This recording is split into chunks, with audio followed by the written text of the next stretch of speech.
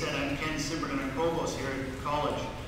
Always nice to welcome people to Hibbing in the area. We love having people come and visit us. How many of you have never been to Hibbing before? Oh, quite a few.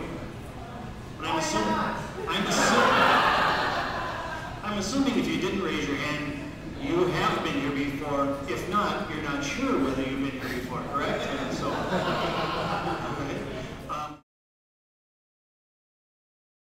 Start off by introducing myself and the rest of the staff. I'm Justin Klander. I've been the executive director now for just under 4 years for the association. And some other staff, maybe if they could kind of come up here. Jonathan Miller, our director of communications. Jason Fossum, our director of government relations. Jessica Maderas, our director of public affairs. And Patrick Krishner, our conference coordinator and executive assistant. And the five of us work very hard every day in the office for you. Jessica does a lot of work with MSCU and the policy work for the association. As I mentioned, Patrick does a lot of work with coordinating conferences and really just doing a lot of activities around the office and coordinating other activities. Jonathan Miller does our work for our communications, our website, our Students View article, among a lot of other advertising and marketing needs for the association. And Jason Fossum, our government relations director, does work at the Capitol and a lot of our legislative training throughout the course of the year. So please feel free if you have any questions related to the staff's positions, talk with them and ask questions. So thank you very much, guys. And Jessica. You know, there's sort of different competing interests out there that makes Minnesota really sort of unique to a lot of different places in the country. And with, especially because we actually give state financial aid dollars to students no matter where they attend.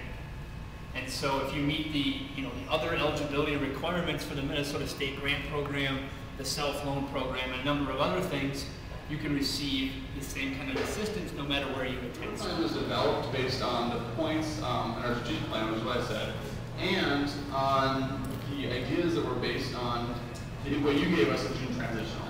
So if you remember our one conference in June over the summer, all those, we broke down into 3 groups, which were the advocacy, leadership, and communication groups.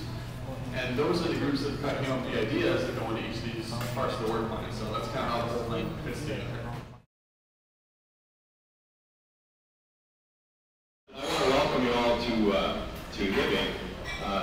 It's pretty neat that you're up here where we consider education to be the most important thing that anybody can get when they're young. And I can remember to this day my parents and everybody else's parents telling them to make sure whatever you get after you graduate from high school was to go on to college and get a good education. This last session was really hard for a lot of us because we know what the students all across the state at the public institutions particularly went through in the early part of this decade with starting in 2002 and 2003, many places, including a lot of the colleges across the Northland here, we're looking at 10–12% increases year after year after year.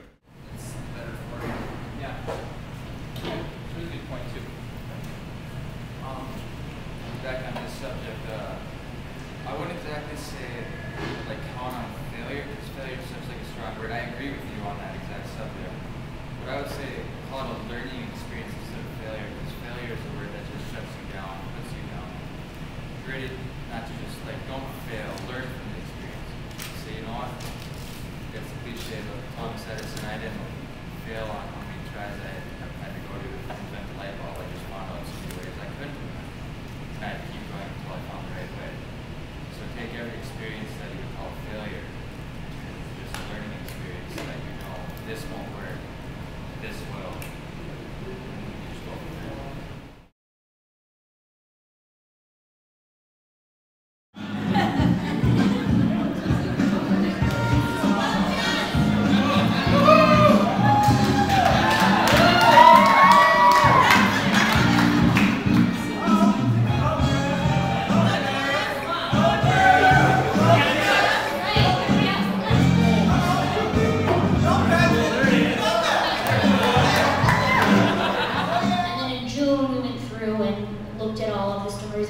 selected and pulled out from there what pieces we thought we could go forward on. Because it was partially about identifying specific student stories, but it was also about looking at those stories critically and saying, well, what kind of larger problem is this indicative of? And so that's what we've been doing over the summer. So we talked about how the system promised that they would be improving those 3 areas. And so they've done some work on that over the last year and a half too.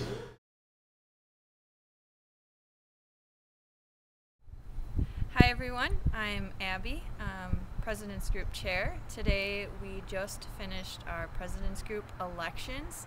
TJ Molaski from MCTC was elected.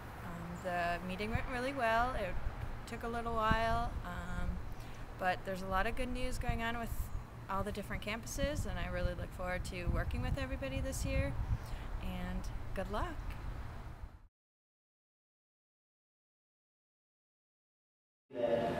The last few weeks before the conference and before the reports, our census reports are already, I've been contacting all the reps every week and just making sure that they are in touch with me and kind of up to speed for this meeting. And then also, you will see a document today that I'll be handing out called the footnotes to the platform document. Jason has those. And basically I put together a small document that clarifies some of the tougher language in our platform documents so you can understand what it is. And what we really want to do is just review specifically what happened during the last state legislative session, and then a quick look at what we might see this coming session in 2010 when they started. The basic premise of the project is that it seeks to create a seamless business practices across the system. We talked about students attending multiple institutions, but the work group that worked on this also talked about it helping MSCSA remain competitive. So student union fees in the system are funded through the MSCSA system's revenue fund, which is a way to build facilities that earn revenue without state dollars. So Jason's talked a lot about the bonding process, but if there are buildings that would make money, that are revenue earning, like student unions, parking, if there are parking ramps, dormitories at some campuses, they'd be able to build those projects through the revenue fund. All right, I think we've had an excellent conference. It's been a lot of fun, you guys. I look forward to seeing you all in October, and have a good drive home. With that, we are adjourned.